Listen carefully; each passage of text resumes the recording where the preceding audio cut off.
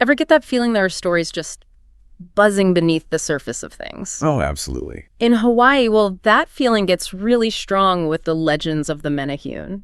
This kind of secretive race of little people, famous for being just incredible builders. Right, masters of their craft. And these aren't just dusty old myths, are they? Not at all. They feel really alive, still part of the island's identity. Definitely.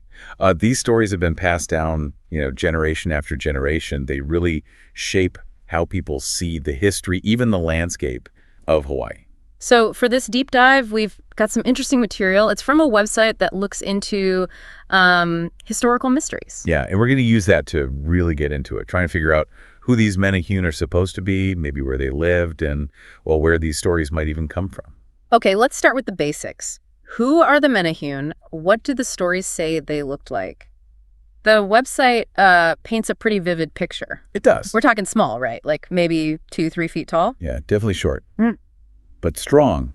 Exactly. Built like little powerhouses, apparently. Stocky, quick, surprisingly strong. And this detail, dark skin, big eyes, and these really bushy eyebrows.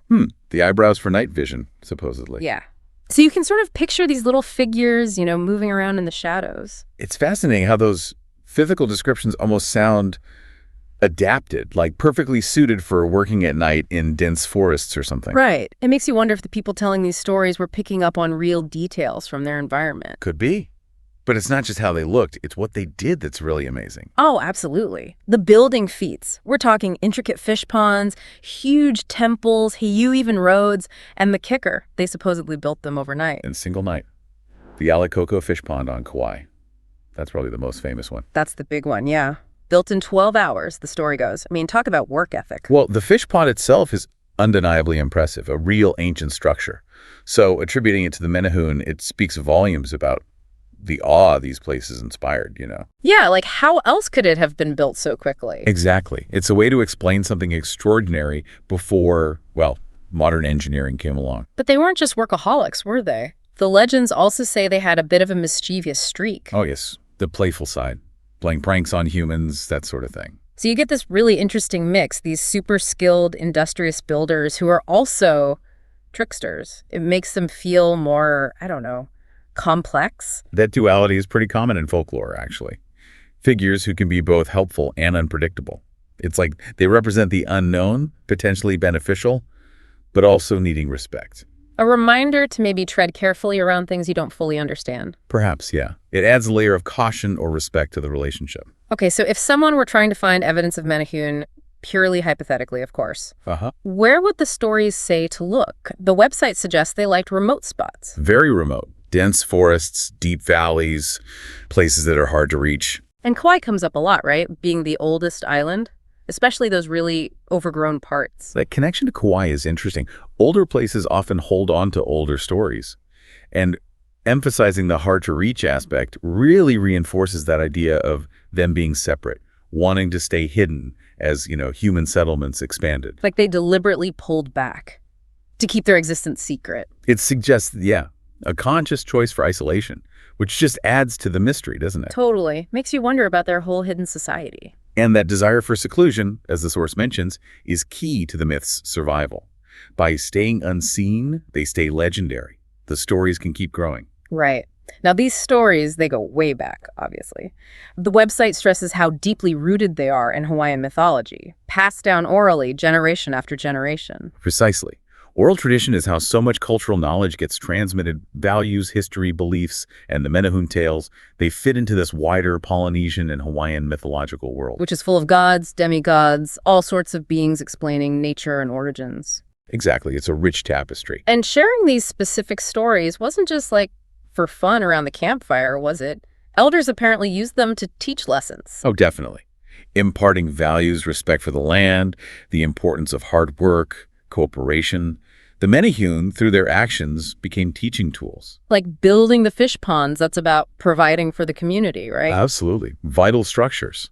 And doing it at night adds that layer of the mystical, the powerful, working outside the normal human way of doing things. He keeps coming back to that dual thing, though. Like you said, common in Polynesian myths. The Menehune, super helpful builders, but also maybe don't annoy them. Right. You wouldn't want to be on the receiving end of their pranks. It reflects that complex view of the world, even the mythical parts. Not everything is simply good or bad. That blend probably helps make them so memorable, so enduring. I think so. It makes them relatable in a strange way and keeps the lessons relevant. Okay, so that leads us to the really big question. Where did these stories actually come from? The website dives into a few possibilities. Yeah, some interesting theories. The first one is this ancient inhabitants idea that the Menehune legends might actually be based on a real group of smaller people who lived there before the Polynesians arrived. It's a compelling theory. The suggestion is that maybe memories of these earlier people, who might have been physically smaller, got passed down and over time morphed into these legends. Wow. Folklore can sometimes hold these echoes of real history, real populations. And the source does mention some archaeological hints, evidence of early settlers who might fit that description, which some people point to. So maybe not magic little people, but a remembered population. That changes how you think about those ancient sites. It certainly does, but then there's the counter-argument, the mythological explanation. Right, the idea that they're purely imaginary. Essentially, yes. That maybe these stories were created specifically to explain those amazing old structures. Yeah. You see this ancient fish pond, this massive heiau, and you think, how? And the answer becomes, magical little builders did it overnight. Exactly. It provides a supernatural explanation for things that seemed beyond normal human capability at the time. And the website notes, lots of cultures have similar myths about unexplained architecture. Makes sense. A way to fill in the gaps in knowledge. Then there's the third idea, cultural symbolism. This one suggests the Menehune aren't meant to be literal beings, real or mythical, but more like representations. Representations of what? Of key cultural values. Things like industriousness, amazing craftsmanship, being deeply connected to nature. By giving the Menehune these incredible skills, the stories could be highlighting how important those qualities were. Ah, so they become symbols of hard work and skill. Less about tiny people, more about the idea of ingenuity. Precisely. Living metaphors, almost. Used to teach and reinforce those core values. It's pretty amazing how many layers you can find in these tales. Absolutely. That's the power of good folklore, isn't it? It can mean different things, resonate on multiple levels. And these different theories, like the source says, just show how rich Hawaiian mythology is and how important the Menehune remain. Okay, so wrapping up this deep dive, we've journeyed into the world of the Menehune. These small-statured, incredibly talented builders. Famous for those overnight construction jobs like the Alacoco fish pond. Right, and known for being secretive, hiding away, but being such a core part of Hawaiian folklore.